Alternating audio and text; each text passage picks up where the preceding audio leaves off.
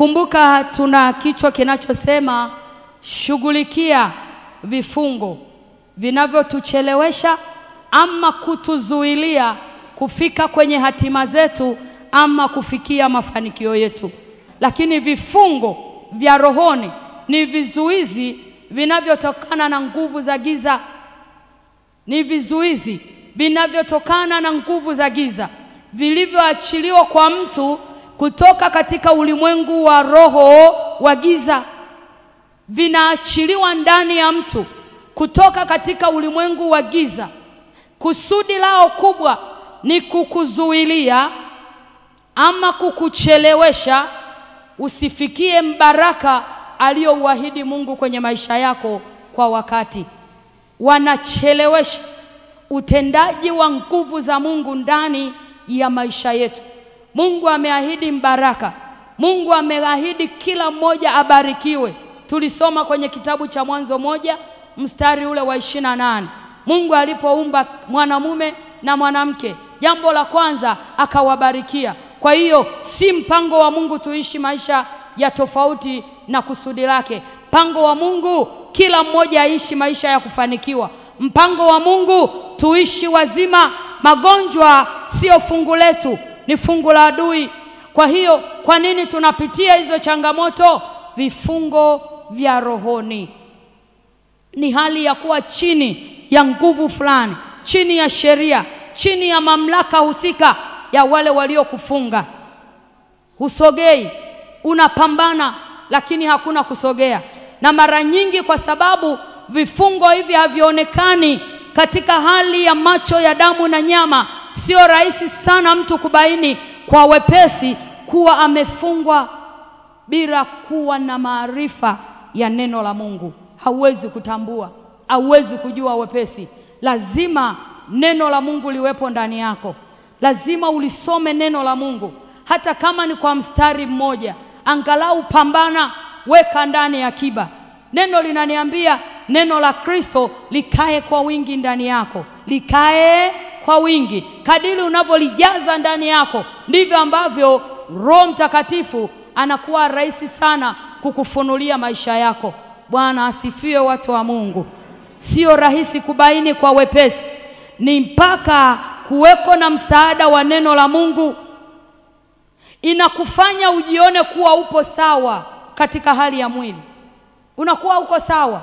Siku zote mfungwa aliyefungwa katika roho hawezi kujitambua mwenyewe. Yeye anaona niko sawa.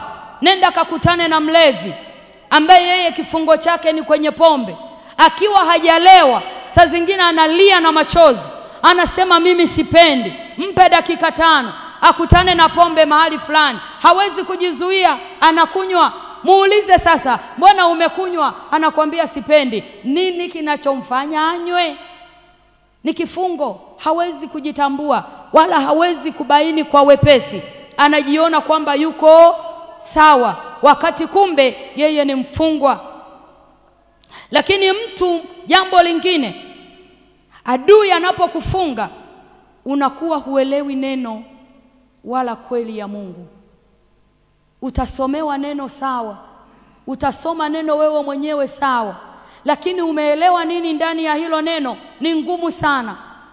Utasoma kama gazeti, na ukipewa gazeti utalielewa kuliko neno la Mungu. Hupati mafunuo. Manake nini? Adui kuna mahali kagusa, kafunga. Usielewe neno la Mungu, kwa sababu utakapolielewa neno la Mungu wewe ni mtu hatari sana. Kwa hiyo unakuwa hupendi mambo ya Mungu. Lazima ukubaliane na neno. Ni neno tu ndio linaloweza kutukuza. Ni neno tu ndio linaloweza kutufungua kiroho. Haleluya. Unakuwa upendi mambo ya Mungu. Unakuwa mgumu hata kupokea, hata kutii. Wakati mwingine unaweza ukawa umekaa kwenye kiti, tumishi anahubiri, anazungumzia neno, wewe huku ndani unakuja upinzani. Hilo bwana nalo, mbona hilo nalijua, mbona iko sio wewe. Neno la Kristo ni jipya kila siku. Kila inapoitwa leo halijawahi kuchakaa. Haleluya. Na kila siku linakuja na ufunuo wake. Mwalimu akisimama na mstari huo ana ufunuo wake. mchungaji ana ufunuo wake, mwinjilisti ana ufunuo wake. Lakini kama umefungwa katika ulimwengu wa roho, neno linapoletwa kwako unaanza huyu tena katuletea neno gani? Nani kamwambia habari hizo? Maadamu Mungu ameliruhusu liwepo, lina kusudi lake. Haleluya, watu wa Mungu. Kama limeruhusiwa liwepo, halijawahi kudondoka mahali neno la Mungu bure. Halijawahi. Likidondoka lina makusudi. Lisipokuwa na makusudi kwako, kuna mmoja katikati yetu limemlenga. Na Mungu haoni shida kuita kusanyiko kubwa kwa ajili ya mtu mmoja. Hajawahi kuona shida. Haleluya. Kwa hiyo unajikuta wewe hutaki kupokea neno. Lakini wakati mwingine sio kwamba hutaki kupokea neno. Saa ya neno usingizi unakuja.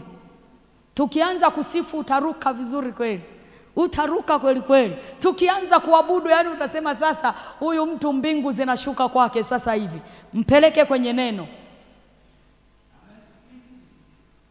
Nini maana yake? Adui anakuzuia usijue ukweli wa neno. Kwa sababu anajua wewe ukijua kweli ya neno utatoka mahali na yeye alishakufunga. Kwa hiyo dawa, ukishaingia kanisani, furahi, matangazo, yani kila kitu huko vizuri. Saa ya neno tu ndo kausingizi katamu kanakuja. Unaoteshwa na ndoto, unajikuta na hapa umehamishwa. Jua kabisa hapa siko sawa. Lakini wakati mwingine saa ya neno linapopita ndio saa ya wewe kutafakari nje kabisa ya kusudi la Mungu. Ndio unaanza kuwazishwa, hivi leo kazini kutakuwaje? Maadamu huko hapa, mambo ya kazini yatabaki huko huko. Saa hii ni saa ya kumtafuta Mungu. Saa hii ni saa ya kumwangalia Mungu. Mwingine yuko hapa anawaza, sasa nikitoka hapa sijui nitaonana na mbaya wangu. Hao wabaya Mungu anawapotezea mbali. Saa ya neno, kaa katika neno. Haleluya, watu wa Mungu. Kwa hiyo wanaiondoa ile nuru ya Mungu ndani yako. Neno la Mungu ni taa. Haleluya. Kama neno la Mungu ni taa, inatumulikia katika njia zetu, inakuongoza, inakupeleka mahali sahihi. Sasa ukinyimwa kulielewa neno, ukinyimwa kulitii neno, ukinyimwa kulipokea neno, umezimishwa njia yako. Amen, watu wa Mungu. Fungua na mimi kitabu cha Yohana 1. Yohana mlango wa 1. Tusome ule mstari wa 5. Yohana 1 mstari wa 5 inasema, nayo nuru yang'aa gizani, wala giza halikuliweza. Nuru yang'aa gizani, nayo giza halikuliweza. Kwa hiyo wewe ni nuru ya ulimwengu. Haleluya. Kila mahali unapaswa kuangaza. Maisha yako yanapaswa kuangaza. Maisha yako yanapaswa kuwa ni nuru, ili walioko gizani wakikutazama waseme, umefanikiwaje? Umetokaje? Na kama mimi ni nuru, itamulika hata pembeni kwa wenzangu, itamulika karibu kila mahali kwenye giza. Ndicho ambacho adui hataki kuona kwa wana wa Mungu. Anapambana, anakufunga kwenye ufahamu wako. Hataki ujue kweli ya neno la Mungu. Kwa nini? Anajua ukijua kweli ya neno la Mungu, wewe utafanikiwa, na yeye yuko kinyume na mafanikio yako. Haleluya. Kwa hiyo jambo lingine ni kuto kufikia malengo. Ndio maana tumesema tunashughulikia vifungo vinavyotuzuia na vinavyotuchelewesha. Unacheleweshwa kufikia malengo yako. Umepanga nini? Umetamani uwe nani? Lakini hebu tusome kile kitabu cha Ayubu 6 mstari wa 13. Ayubu 6 mstari wa 13 inasema, je, si kwamba sina msaada ndani yangu, tena kwamba kufanikiwa kumeondolewa mbali nami? Anasema, je, si kwamba sina msaada ndani yangu? Sio kwamba sina malengo mazuri ndani yangu. Sio kwamba sina mawazo mazuri ndani yangu. Sio kwamba sina mtazamo mzuri ndani yangu. Sio kwamba sina nguvu ya kufanya kazi ndani yangu. Nini kinachofanya nisifanye hayo yote? Anasema, kufanikiwa kwangu kumeondolewa mbali nami. Adui anachokifanya, anakutenga mbali na mafanikio yako. Anakuweka mbali kabisa na mafanikio yako. Nilikuwa naomba na kijana mmoja, anapambana, anatafuta kazi sana. Lakini wakati ninaanza kuomba, nikaona ni kama kofia ya pikipiki, lakini ni boksi kubwa limefunika, halafu likawekwa na kufuli. Kwa hiyo kichwa haonekani. Yeye anapotembea namna hii, anatembea anaenda anatafuta kazi, anajua wanamuona, kumbe hata anaokutana nao hawamuoni, wanaona boksi. Tunalipaje kazi boksi? Tunamwajirije huyu? Sio anayefaa. Katika hali ya kawaida anafaa. Adui amefunga, amemtenga mbali na mafanikio yake. Utapambana kweli, nguvu unayo, uwezo unao, maarifa unayo, ujuzi unao, lakini fikiria, kwa nini nashindwa kufikia kwenye mafanikio yangu? Adui ameniweka mbali na mafanikio yangu. Kitu kibaya sana kuwekwa mbali na njia ya mafanikio yako. Kitu kigumu mno. Lakini watu wengi tunaopitia hii changamoto, kwa sababu inawezekana hatuna maarifa ya neno la Mungu ndani, tunashikilia watu. Ni yule mtu mbaya, ni yule mtu mchawi. Jirani yangu ndiye mchawi. Sawa, wachawi wapo, lakini na wenyewe mpaka wamekufikia, wana hatua zao za kukufikia. Paka ajue undani wako, paka ajue asili yako. Nenda kamuulize Samson, wakati Delila yuko kazini, amepewa fedha, ameahidiwa fanya juu chini ili tumwangamize nani? Samsoni. Wakamwambia, sikia, nenda kahakikishe tunajua asili ya nguvu zake. Adui mpaka afike mahali ya kuloge asiye kujua wewe, lazima ajue asili yako. Haleluya. Hajajua asili yako, hawezi kushughulika na wewe. Lakini kinachokutafuna, Biblia inasema adui za mtu ni wa nyumbani mwake. Lakini pamoja na kwamba adui za mtu ni wa nyumbani mwake, Biblia inasema hakuna uchawi juu ya Yakobo. Maadamu nimemjua Mungu, maadamu neno la Kristo liko ndani yangu, hakuna uchawi utakaoniweza. Manake nini? Kaa kwa imani, amini neno. Haleluya. Amini neno. Utakapoliamini neno, hakuna mchawi anasogea kwako. Sana sana wewe watakuita mchawi. Kwa nini? Wamekujaribu, wamekushindwa. Naomba tumalizie hiki kitabu cha Yohana 8 mstari wa 31 na wa 32. Yohana 8:31-32 inasema, basi Yesu akawaambia wale Wayahudi waliomwamini, ninyi mkikaa katika neno langu, mmekuwa wanafunzi wangu kweli kweli. Tena mtaifahamu kweli, na hiyo kweli itawaweka huru.